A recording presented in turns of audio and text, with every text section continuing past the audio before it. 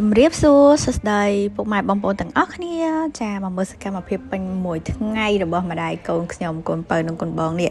គឺថាចេញដើរលេងមួយថ្ងៃរយៈពេលមួយថ្ងៃពេញនេះគឺចាយតែ$30ទេតែសាច់ការទៅមិន30ទេលើស3-4នាក់ដែរហ្នឹងណាចាមើលសកម្មភាពនេះនឹងឃើញអីហ្នឹងគឺថានៅសាលាកូនទេនេះយកកូនមកសាលាសិនព្រោះយើងត្រូវជួបគ្រូមិនមែនមកជួបគ្រូអីទេប្រយ័ត្នច្រឡំណាគឺថាមករបៀបថាសាលាហៅណាត់ជួបប្រាប់ពីលទ្ធផលរៀនកូនភាសាថាចង់ធ្វើមិនឲ្យកូនរៀនបកែអញ្ចឹងទៀតណាបន្ទាប់ពីចាប់សពគ្រប់សាលាអស់ហើយគឺចាប់ផ្ដើមឡើងឡានក្រុងចាដំណើរកំសាន្តថ្ងៃនេះគឺលក្ខណៈបែបគ្រួសារជិះឡានក្រុងដើរមើលរាជធានីភ្នំពេញតែគ្រាន់ចង់ថាជិះក្នុងពេញហួតនឹងគឺថាវល់ចង់បែកអួតចង់និយាយថាឡងបល់យកតែម្ដងជិះឡានដើរលេងពេញហួតមកកន្លែងក្រោកទឹកមែនបើទៅយប់ជិះឡើងយកដើរទៅអូនមិនឆាច់ទេស្រួលជិះឡានដើរមើលបុរី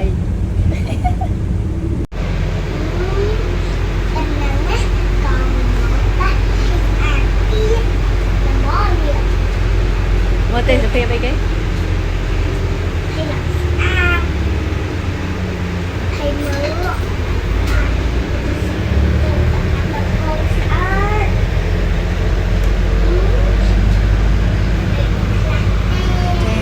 ពីមើលសកម្មភាពកូនបើកូនបងនឹងហើយសពគ្រប់គឺថាក្នុងពេញហួតនឹងគឺជិះឡើងនិយាយទៅគឺមកជុំក្នុងពេញហួតនឹងគឺគាត់ត្រូវរះសពព្រោះដោយសារចំណតឡានគាត់នឹងជើងឡានចេញពី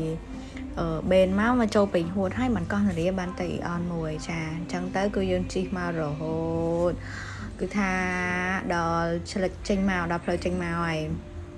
នេះដល់វគ្គមកដល់ម្ដុំពេទ្យចរិយអីយោ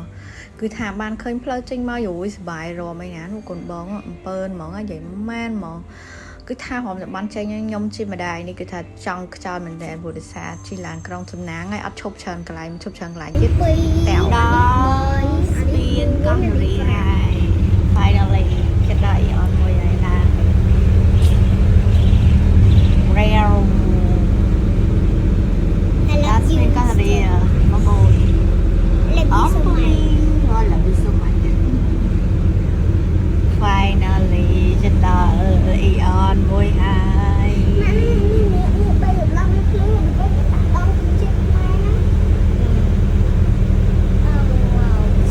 កលេឲ្យបងប្អូនមើលទៅកលេ I love you too ទីបំផុត